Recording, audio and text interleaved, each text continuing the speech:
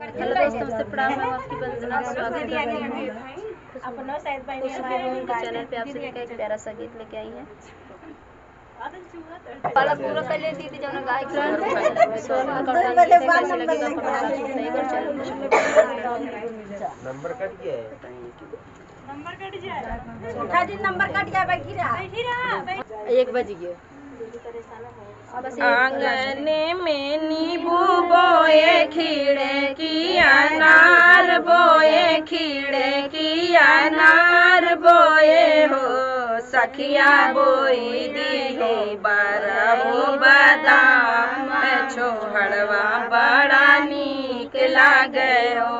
सखिया बोई दी बरहु बादाम, छोहड़वा बड़ा नीक लागे हो।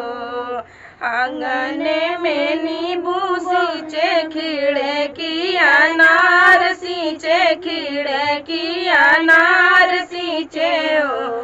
सखिया सींची आयो बरहु बादाम, छोहड़वा बड़ा नीक लागे हो। सखिया सींची आयो बरहु बादाम, छोहड़वा बड़ा नीक लागे हो। आंगने में नींबू तोड़ो, खीड़े की अनार तोड़ो, खीड़े की अनार तोड़ो।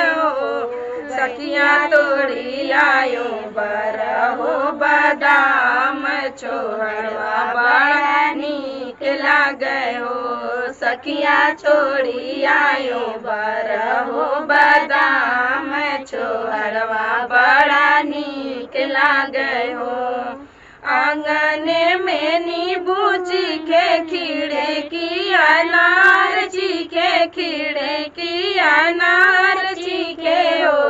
सखिया चीखी आयो बरहु बादाम, छोहड़वा बड़ा नीक लागे हो। सखिया चीखी आयो बरहु बादाम, छोहड़वा बड़ा नीक लागे हो। सखिया चीखी आयो बरहु बादाम, छोहड़वा बड़ा नीक लागे हो। तो फ्रेंड, गीत कैसा लगा कमेंट बॉक्स में बताना और दीदी के चैनल को ज़्यादा से ज़्यादा सपोर्ट करना। बहुत बहुत धन्यवाद आप सबका।